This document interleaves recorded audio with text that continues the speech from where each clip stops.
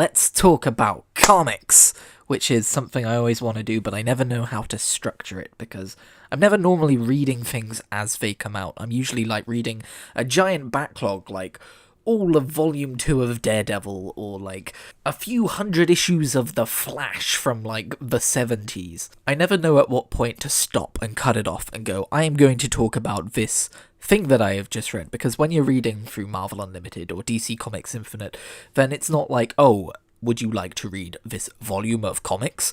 Like, if I was really paying attention to the storylines and, like, the structure of things, I might be able to suss out, or, like, reading the descriptions of each one or Googling them or whatever, I might be able to suss out, like, what consists of, like, a paperback volume that I can then say, that's the end of that, I can talk about this and put it... Anyway, we're getting far too deep into how the sausage is made without giving you any sausage. That was a weird metaphor, I'm so sorry. All that to say... for once, I'm reading the most recent stuff within reason. The within reason part being I'm reading it on Marvel Unlimited, so there's a 3-month buffer.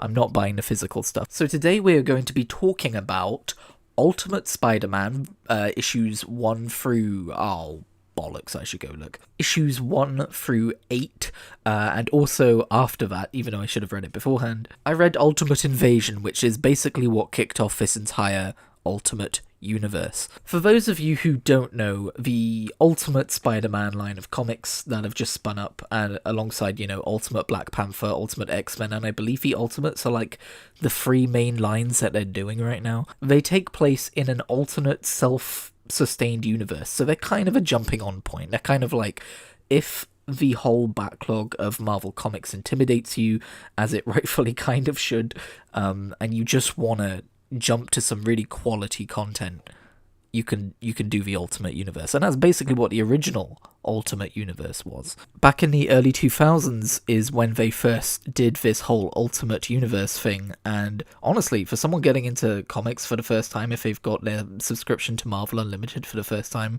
I would say read the original run of Ultimate Spider-Man, because, I mean, I read it a few years ago, but I'm pretty sure it holds up. It was banging. Don't know if I've ever described anything as banging before, but here we are. Especially if you grew up on, like, the Sam Raimi Spider-Man movies, I would recommend that, because they were kind of slightly a little bit based off of this Ultimate retelling in the early 2000s. As for what I've read so far in terms of comics, it would take too long to go through now, so I'm going to just flash up a quick work-in-progress kind of database of the comics I've read, so you can pause it and look at it if it interests you. But back to the matter at hand, 3 minutes into the video, god I'm good at this. Yeah, I've just read what's currently available for the new run of Ultimate Spider-Man, which I was very curious about when I heard that they were doing it. Not just because I loved the original Ultimate Universe so much, and that kind of an idea, like similarly to like the New 52 line of comics for DC, the idea of like a separate universe where you can start anew and not need to worry about the decades of baggage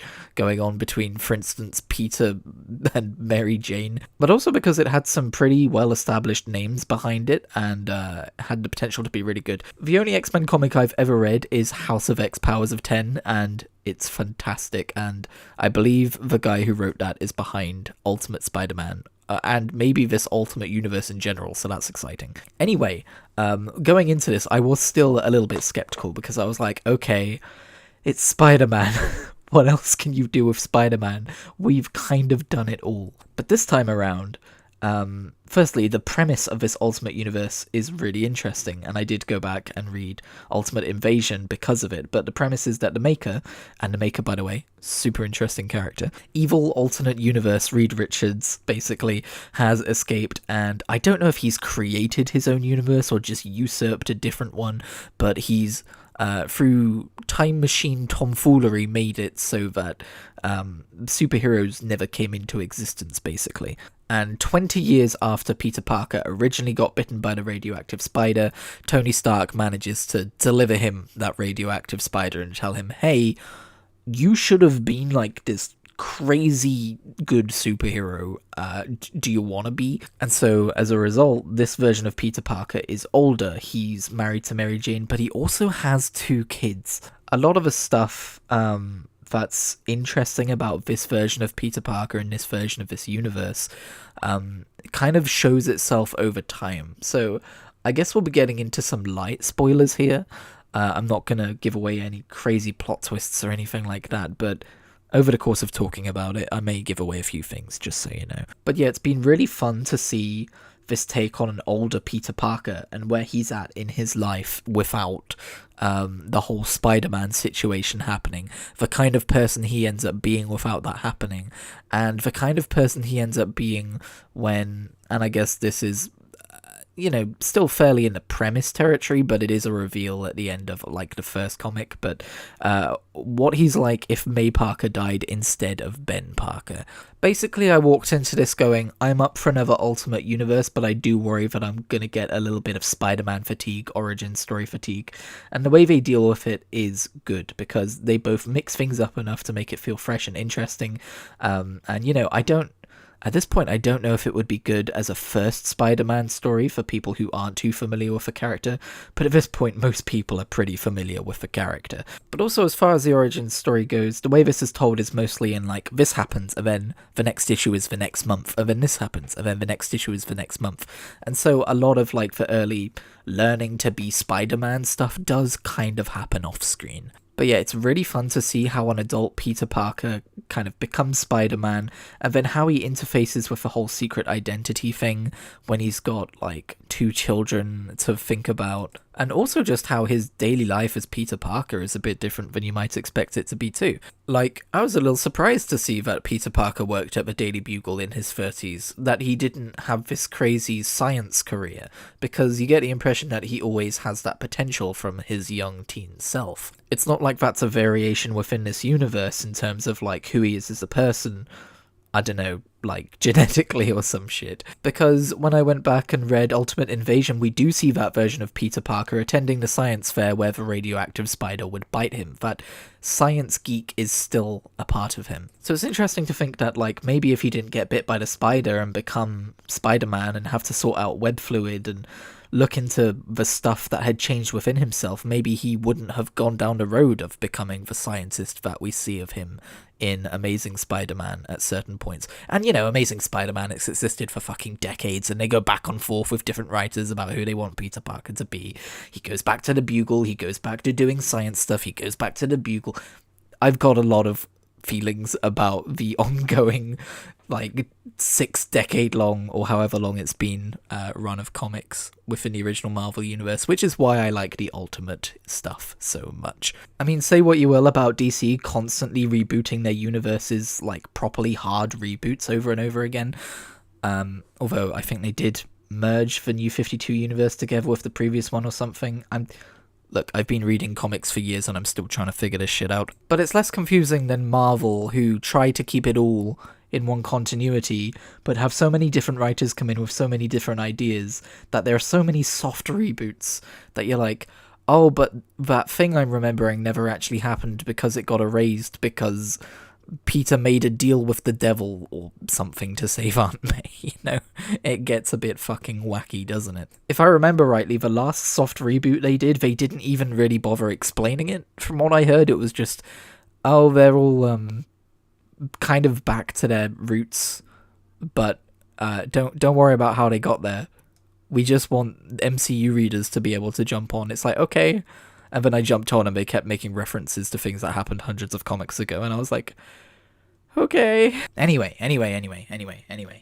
Let's talk a little bit about Ultimate Invasion, which was the kickoff for this Ultimate Universe, which is 6160, which is cute. In a lot of ways, it does feel like the sequel to the 2015 Secret Wars, because we revisit the Maker, right? We break him out of prison and we get him to be like, hey, Miles, you and I are the only 2 remaining survivors of this universe we came from. Want to go back? And it's interesting that he says want to go back when he's not actually going back. But it is really interesting that he gives Miles that option. Like, the Maker's an interesting villain because, like, he's this hyper-intelligent, evil genius guy who wants to create a perfect world and is constantly running experiments and missing the forest for the trees in terms of what makes humanity, etc. But it's interesting that he does have this personal moment of going to Miles and being like, I would want to be informed if you were doing it, kind of thing. So I'm gonna be busting out of this universe and trying to make my way back to, like, an alternate universe. It doesn't end up being the universe that he came from, but it's still interesting. I am missing in-between continuity about whatever happened with the whole Secret Wars 2015 converged the multiverse or whatever, and now there seems to be a multiverse again. I'm not going to worry too much about all that. Kang does show up towards the end of Ultimate Invasion. I think he's meant to be someone else in this version.